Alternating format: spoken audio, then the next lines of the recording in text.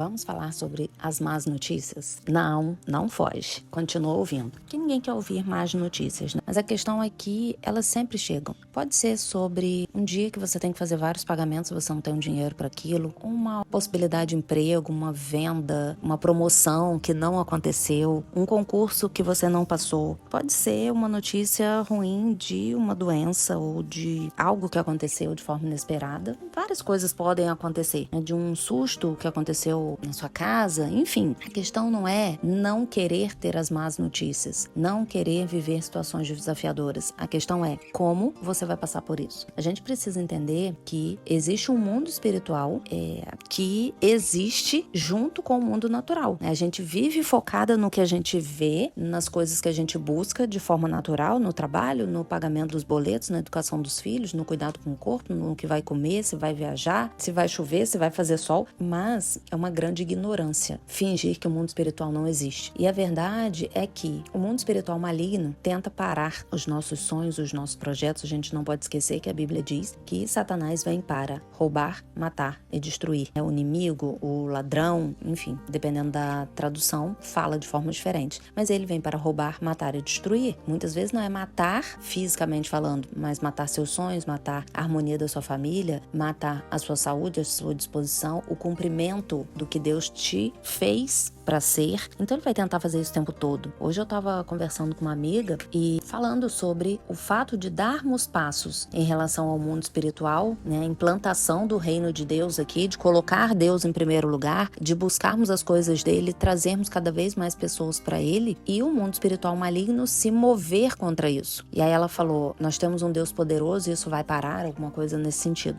Mas isso não vai parar. Alguns dias atrás eu ouvi uma pregação de um pastor que falava exatamente isso. Enquanto você viver, Satanás vai tentar interferir na sua vida. Só que a gente precisa lembrar o seguinte, Satanás não é inimigo de Deus, ele é nosso inimigo. Porque de Deus ele já foi vencido. Deus derrota Satanás numa palavra, cala-te, sai. Então, ele não teme a Deus, ele não vence a Deus, ele teme a Deus. Ele não teme a nós, porque ele nos tenta para que a gente saia da presença de Deus, para que a gente desista de fazer as coisas de Deus. E Deus escolheu nos dar livre-arbítrio. Então, nós fazemos as coisas do jeito que nós decidimos fazer. Pedimos a inspiração do Espírito Santo, pedimos a direção de Deus, pedimos que possamos sentir a presença dele. Não devemos pedir a presença dele, porque isso a gente já tem, mas ter a percepção da presença, ter a certeza da presença, tirar essa trava dos nossos olhos que impede que a gente veja o agir de Deus, perceba o movimento dele. A questão é essa, a questão somos nós, como nós nos comportamos diante dos desafios, diante das investidas de Satanás na nossa vida. A gente cede ou a gente prossegue? Porque muitas vezes para você manter ou salvar o seu casamento, para você manter a educação dos seus filhos dentro dos princípios, para você manter a busca e a manutenção de um corpo saudável, para você se manter idônea dentro do seu trabalho, pagando a todas as pessoas, pagando os impostos, enfim, fazendo todas as coisas que precisam ser feitas. Muitas vezes isso é desafiador e a gente vai, algumas vezes, abrir mão disso. Algumas pessoas vão abrir mão disso. Aí Satanás entra. Aí a gente abre uma brecha para ele, de fato, se movimentar. Porque Deus é um Deus de ordem, é um Deus de princípios e ele não vai negociar seus princípios. Ele tem leis, o mundo espiritual tem leis e se nós mesmos descumprirmos as leis e escolhermos fazer o que é errado, nós vamos sofrer as consequências do que é errado. Deus nos perdoa, mas a Bíblia não diz que ele nos poupa das consequências dos nossos erros. Eu acredito que ele poupa grande parte, que as coisas poderiam ser muito piores. Eu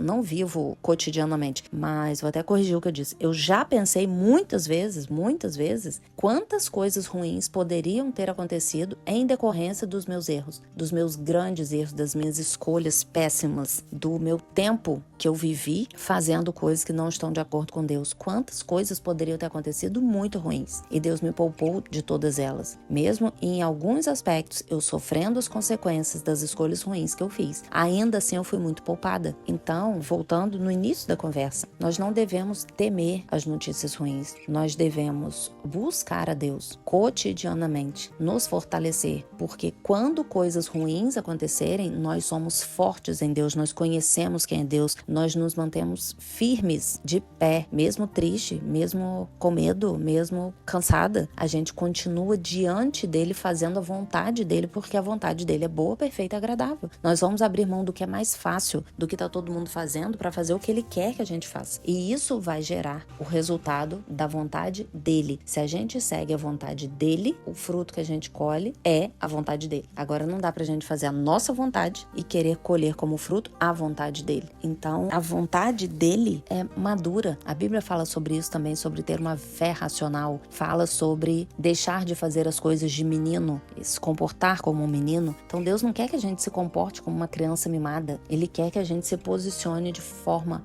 firme, irreversível, imparável, independente do que esteja acontecendo. Então hoje esse é meu recado para você. Coisas difíceis vão acontecer na vida de todas as pessoas. Sempre o mundo é dessa forma. A Bíblia diz: no mundo tereis aflições. A Bíblia não diz: no mundo vivereis em aflição. Nós temos aflições pontuais. Nós não temos controle do que vai acontecer na nossa vida, mas isso não precisa ser um motivo de medo, de susto, de apreensão, porque todas as coisas cooperam para o nosso bem. A vontade de Deus é boa, perfeita e agradável. Precisa nos agradar. A vontade de Deus precisa nos agradar. A gente precisa botar a dor, a tristeza embaixo do nosso pé e afirmar: a vontade de Deus me agrada. Tá doendo, eu não tô gostando do que eu tô sentindo. Eu não gostaria que fosse assim, mas a vontade de Deus me agrada. E ela é boa e perfeita. É boa para mim, é perfeita, porque eu poderia desejar coisas diferentes, mas qualquer coisa que eu desejasse diferente do centro da vontade de Deus não seria perfeito. Então essa é